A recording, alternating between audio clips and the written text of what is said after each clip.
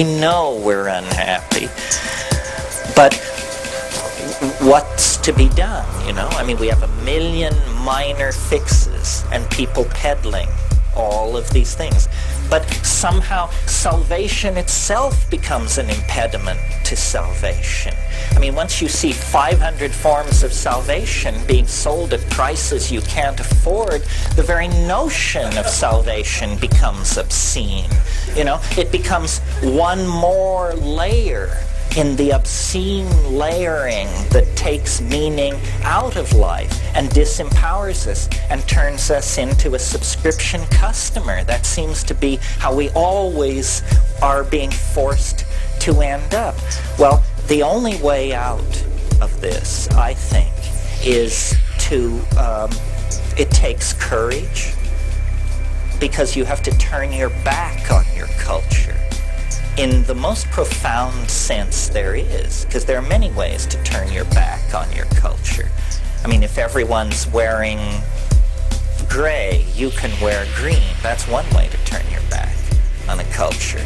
But another way is to break its laws. Now that's a little more serious and, you know, brings in big philosophical issues.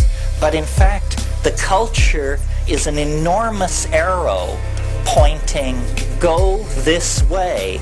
And you know what lies that way? Impoverishment, madness, degradation, and death. That's where the culture is pointing. You can see it. You can see it. Just look where we're headed. If everyone on earth aspires to the kind of lifestyle that you people can enjoy by virtue of having paid the money to be at a scene like this, there isn't enough glass, metal, and plastic in the planet to make that many Celicas and jaguars and bluebirds and snowbirds and all the rest of this crap. So what is needed is an awakening.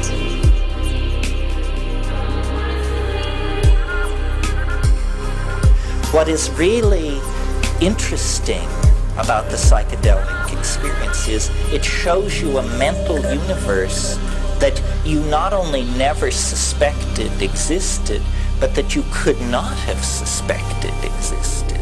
I don't think there's another way to it.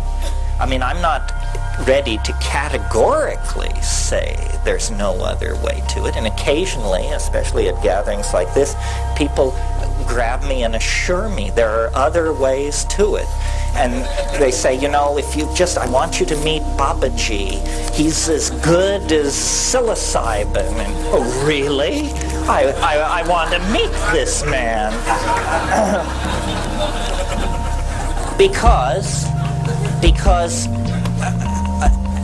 I mean, let me say a little bit more about this. I would like to believe that in principle you could get to these places on the natch. Only in principle, however, because if some people say, well, you know, these things you describe on DMT and psilocybin, I can show you how to do that naturally. No, thank you. Are you kidding?